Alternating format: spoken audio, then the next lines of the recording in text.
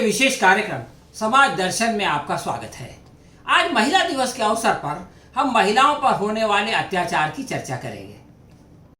दोस्तों, सारे विश्व में 8 मार्च महिला दिवस के तौर पर मनाया जाता है।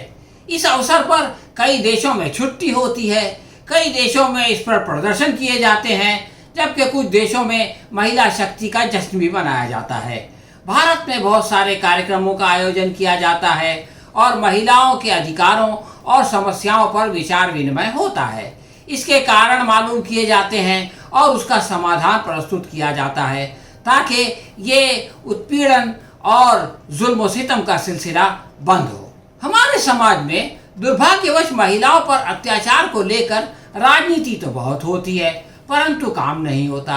आपने सुना ही होगा, एक जमाने में नारा लगता था, बहुत हुआ नारी पर अत्याचार, अगली बार आप समझ गए होंगे, आगे कहने की जरूरत नहीं है। इसके बाद बेटी पढ़ाओ और बेटी बचाओ की घोषणा हुई, लेकिन जमीनी स्थिति पर कोई बड़ा बदलाव नहीं आया। शायद इसलिए कि सियासी नारों से मानसिकता नहीं बदलती और जब तक महिलाओं के प्रति हमारी सोच नहीं बदलेगी उस वक्त तक कोई बड़ा परिवर्तन संभव नहीं है। भारत की हद तक कम से कम ये महिला दिवस अहमदाबाद की आयशा के लिए समर्पित है। आज सबसे पहले उसी की चर्चा करेंगे, जिसकी दुर्भाग्यपूर्ण मौत पर पूरा देश दुखी है। हम सब की संवेदना उसके परिवारगण और पिता लियाकत अली के साथ है। उसका पति आरिफ घृणा का पात्र बना हुआ है क्योंकि उसने अपनी पत्नी का शोषण किया और उसे आत्महत्या के लिए मजबूर किया। उसको अपनी पत्नी पर बिल्कुल दया नहीं आई। जब उस आयशा ने अपने पति से कहा कि मैं आत्महत्या कर लूँगी, तो उसने कहा कि आत्महत्या करना तो उसकी वीडियो बनाकर मेरे पास भेज देना। आयशा ने यही किया। उसने आत्महत्या करने से पहले अपनी वीडियो बनाई और न केवल अपने पति बल्कि सारी दुनिया को भेज दी। आयशा के पति ने दहेज की लालच में अपने ससुर को सताया और इसलिए अब वो जेल में है। उसने जो अपराध किया है उसकी कड़ी से कड़ी सज़ा उसको मिलनी चाहिए और उन तमाम लोगों को मिलनी चाहिए जो इस तरह का अत्याचार करते हैं। आयशा तो खैर इस दुनिया से चली गई, परंतु जो बेटियां इस तरह के अत्याचार का शिकार हैं उनसे ये कहना है कि जीवन बहुत बहुमूल्य है। वो ईश्वर की सबसे बड़ी नेमत यानी आशीर्वाद है, वो एक अमानत भी है। इसे इस प्रकार नष्ट कर देना उचित नहीं है। विवाह बहुत पवित्र रिश्ता है, मगर ये कभी कभार नाकाम भी हो जाता है। ऐसे में विवाह को ख़त्म करके अलग होने का प्रावधान मौजूद है। इसका उपयोग करके आत्महत्या करने के बजाय नया जीवन शुरू करना चाहिए।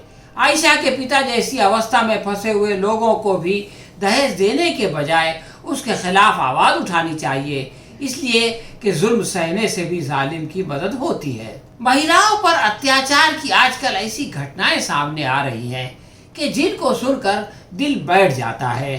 इसी हफ्ते में जबकि सारी दुनिया में महिला दिवस मनाया जा रहा है, एक तरफ लियाकत अली अपनी बेटी को इंसाफ दिलाने के खातिर लड़ रहा है, वहीं ऐसा भी होता है कि अपनी बेटी के लिए लड़ने वाले बाप को दिन दहाड़े गोली मार दी जाती है। हाथरस की ये घटना अभी हाल में सामने आई, जहां गौरव शर्मा नामी व्यक्ति ने अमरेश शर्मा की इसलिए हत्या कर दी कि उसने पुलिस में अपनी बेटी के साथ छेड़छाड़ की शिकायत कर दी थी। इस हत्या में पीड़िता से सहानुभूति दिखाने के बजाय भाजपा के ब्राह्मण सांसद ने आरोपी को समाजवादी नेता बनाकर इसे ब्राह्मण की हत्या कह दी और इसमें जातिवाद घुसा दिया, जबकि हत्यारा और उसके तीनों साथी भी ब्राह्मण ही है। अमरीश शर्मा की ये हत्या दिन दहाड़े उसके खेत में हुई, जबकि वहाँ 70 से ज़्यादा मजदूर काम कर रहे थे। उन लोगों ने अमरीश शर्मा पर गोलियां बरसाते हुए कहा कि तूने शिकायत वापस नहीं ली, तू अभी मर। और जब मजदूर भागने लगे तो उन्होंने कहा कि अगर किसी ने गवाही दी तो उसकी भी यही हालत होगी। इस हत्याकांड से अंदाज़ा लगाया जा सकता है कि योगी राज में जालिमों के और गुंडों के हौसले कितने बुलंद हैं, उनके दिल से किस तरह पुलिस का डर पूरी तरह निकल चुका है। एक ओर कोई अपनी बेटी के लिए लड़ रहा है तो कोई जान गंवा बैठा है, दूसरी तरफ ऐसे क्रूर पिता भी है जिन्होंने अपनी बेटी की जान ले ली। इसी हफ्ते हरदोई में सर्वेश ने अपनी 18 वर्षीय बेटी का सर काटकर पुलिस थाने में जाकर खुद बता दिया, क्योंकि उसने अपनी बेटी को उसके प्रेमी के साथ आपत्तिजनक स्थिति में देखा था। उसे इस नर्मम हत्या पर कोई अफसोस नहीं था। पुलिस वाला भी युवती का सर ऐसे ही खुलेआम उठा लाया, उसे भी ये करते हुए बिल्कुल शर्म नहीं आई।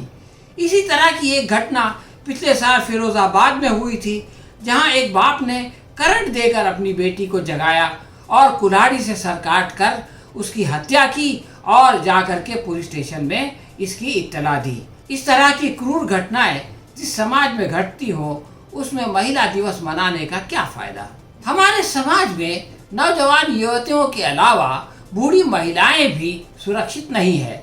आश्चर्य की बात यह है कि वो महिलाओं द्वारा अत्याचार का शिकार भी हो जाती हैं। ऐसी ही एक घटना इस हफ्ते बीकानेर में सामने आई, जहां एक बहू ने अपनी 15 साल की बेटी के साथ मिलकर 73 वर्षीय सास की हत्या कर दी। अब पेशे से वकील बेटे टीकम चंद की समझ में नहीं आ रहा है कि वो क्या करे।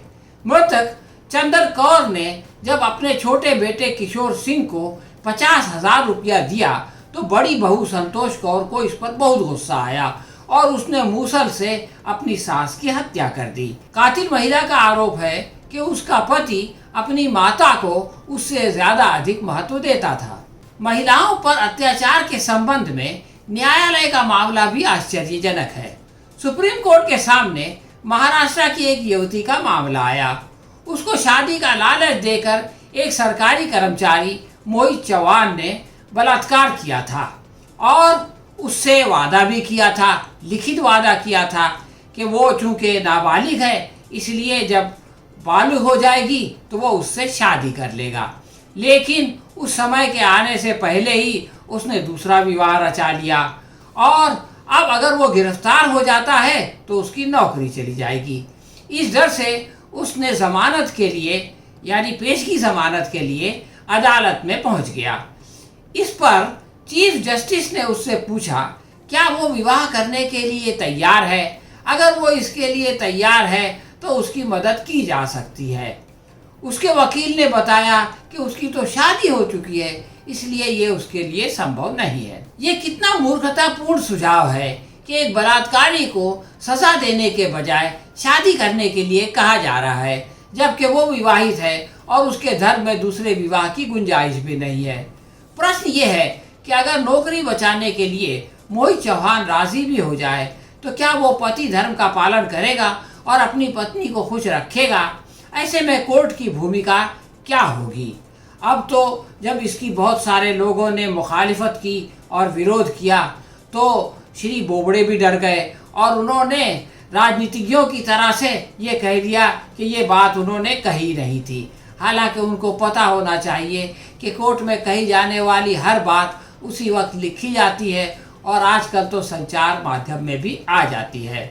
राजस्थान के हाई कोर्ट ने दौसा में रहने वाली पिंकी नामक एक युवती को दूसरी जाति के रोशन के साथ रहने की अनुमति और सुरक्षा भी दी और वो दोनों जयपुर में रहने लगे।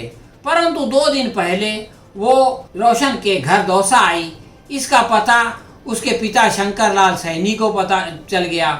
उन्होंने अपनी पत्नी को उसके घर भेजा और उसके साथ 6 महिलाएं गईं और 2 पुरुष भी गए और वो जबरदस्ती पिंकी को रोशन के घर से अपने घर ले आए। और उसके बाद शंकर लाल सैनी ने अपनी बेटी को समझाने की कोशिश की। जब बात नहीं बनी तो गला घोंटकर उसको मार दिया। अब अगर मोहित चौहान भी यही कर दे तो उसको अदालत कैसे रोकेगी। हमारी अदालतें देश की जमीनी स्थिति को नहीं जानती। उसको पता होना चाहिए कि कोर्ट ने पिछले दिनों राजस्थान के हनुमानगढ़ में प्रदीप बिश्नोई को बलात्कार के आरोप में 2 साल बाद जमानत दी। जेल से निकलने के बाद उसने पहला काम ये किया कि वो उस लड़की के पास गया जिसने उसके खिलाफ शिकायत की थी। वो विवाह के बाद अपने पति से नाराज होकर नानी के घर में रह रही थी। दीवार फांद कर वो घर के अंदर आया और उसने सबसे पहले उसकी नानी को रस्सी से बांधा और उसके बाद उसकी नातिन को उसके सामने मिट्टी का तेल डालकर आग लगा दी। 90% जली हुई महिला फिलहाल अस्पताल में जिंदगी और मौत की कश्मकश में मुब्तला है। इन घटनाओं को पढ़कर ऐसा लगता है कि हम दरिंदों के समाज में जी रहे हैं। इस समस्या से निपटने के लिए लव जिहाद जैसे कानून बनाए जा रहे हैं, हालांकि उसका कोई काम नहीं है, उसका कोई फायदा नहीं है, बल्कि इस अत्याचार को ख़त्म करने के लिए समाज के सारे वर्गों को एक साथ मिलकर संघर्ष करना पड़ेगा। और अगर हम ऐसा करने में कामयाब नहीं हुए तो महिला दिवस मनाने का कोई अर्थ नहीं रहता। तो दोस्तों, ये था हमारा आज का समाज दर्शन। आपको कैसा लगा हमें कमेंट बॉक्स में लिख कर बताएं। अगर पसंद आया हो तो अपने दोस्तों में इसे शेयर करें और लाइक करें। हम बहुत जल्द किसी नए विषय के साथ आपकी सेवा में फिर उपस्थित होंगे। तब तक के लिए आज्ञा दीजिए। धन्यवाद।